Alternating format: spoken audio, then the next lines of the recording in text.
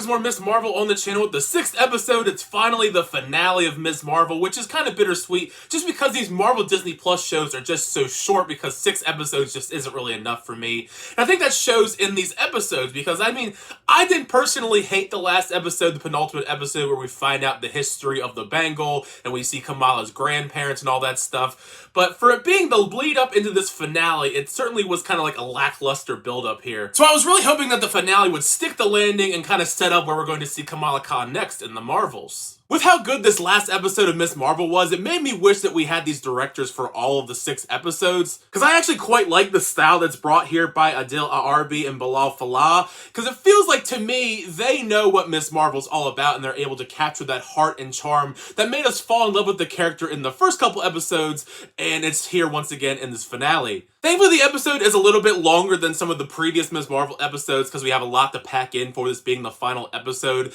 Mainly the fact that Damage Control is trying to chase after Kamran and Bruno's trying to help him escape that capture.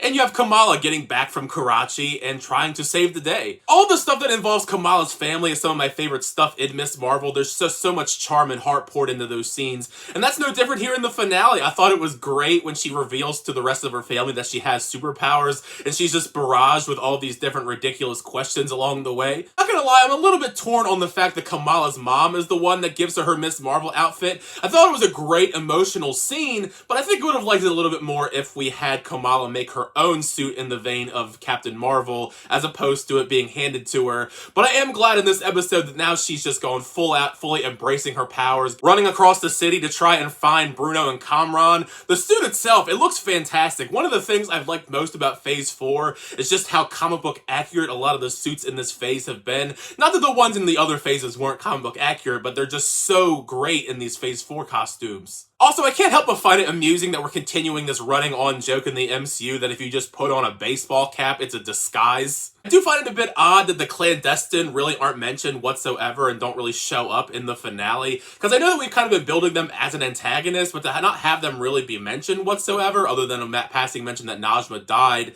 and you have Damage Control being the main antagonist of this as they're trying to take down Kamran. Kind of a weird choice, just because we didn't have a lot of time to build up Damage Control as like this big bad, and now they're the big bad. But Kamala, Bruno, and Kamran are all hunkered down in the school to try and formulate this plan to take on Damage Control. That part of the episode, once again, I feel like I say charming so much, but I can't help it. It's just such a great, fun, entertaining, charming section because it's hilarious to me that Kamala and them say they're pressed for time as Damage Control is on the way, but we still have enough time to formulate this entire chalkboard master plan that's super elaborate, and also the fact that Amir shows up randomly to help everybody out. This entire section was probably almost, other than the final act, my favorite portion, just because we had a lot of big character moments here, predominantly focusing on Kamran and Kamala together, but also Nakia and Kamala as well, now that she knows that Kamala has powers. Once that plan kicks into motion with the Damage Control people going into the school, I thought that part was hilarious because it felt very reminiscent of Home Alone, because of the fact they have all these big elaborate traps to set on them as they step into the school in different parts of it. I was a bit surprised by the sudden heel turn of Kamran once he finds out that his mother died, so he goes out to take on Damage Control on his own.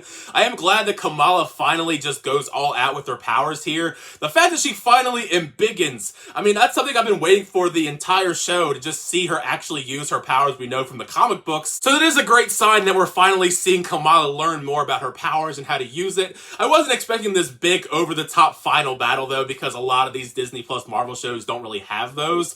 But I did like the way that we talked Kamran off the ledge a little bit as we are having this nice scene kind of set inside of this crystallized igloo. It will be intriguing to see where we take Damage Control next, because I wasn't a big fan of them in Ms. Marvel, but it seems like we're going to probably continue to see them in the future in some shape or form. But I did love how afterwards, after this entire final battle segment, everybody now loves Kamala Khan. As we pan to her in her suit, and then as we pan to her looking at herself in the mirror in her suit. And I really love the talk that she has with her father out there about the importance of being a hero before she does run off, and the series pretty much ends there, other than the fact that we have the scene where it pretty much shows that Kamala Khan is an Inhuman because of the way that Bruno words this whole mutation that she has, which kind of is frustrating because we set up this whole other like ridiculous origin for her for like the entire show, and it seems like it's kind of a moot point because it seems like we're just gonna have her be an inhuman, mutant, whatever word you want to use. So I don't know what the point of a lot of that stuff was when you look at it in the grand scheme of things.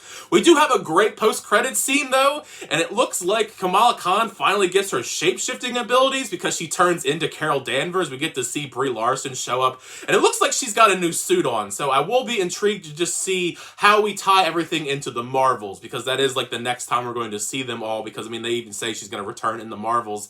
But I mean we don't really know what the Marvels is about yet, so I don't know. Maybe we'll find out at San Diego Comic-Con what the Marvels is all about. I'm not really sure. I know they've pretty much like filmed it all, I'm pretty sure. But yeah, I had a lot of fun with this finale for Ms. Marvel. I wish the show was consistently this good, because I feel like in the middle it wasn't as good, but the first couple episodes were really strong and we end strong. And you've heard my thoughts though on Ms. Marvel's season finale. Make sure you share your thoughts down below. What did you think of this episode? Did you like the episode? Not like the episode? Share any thoughts or theories you may have where we're going to go next with Kamala Khan in the Marvels, because I think that's going to be a lot of fun, but it's going to be fun to also talk about it with you guys in the comment section down below. Thank you guys for checking out the reviews. I really appreciate that. Make sure to like on the video. Also subscribe to the channel so you're always up to date reviews, reactions, unboxings, and more. Till next time, see you guys later.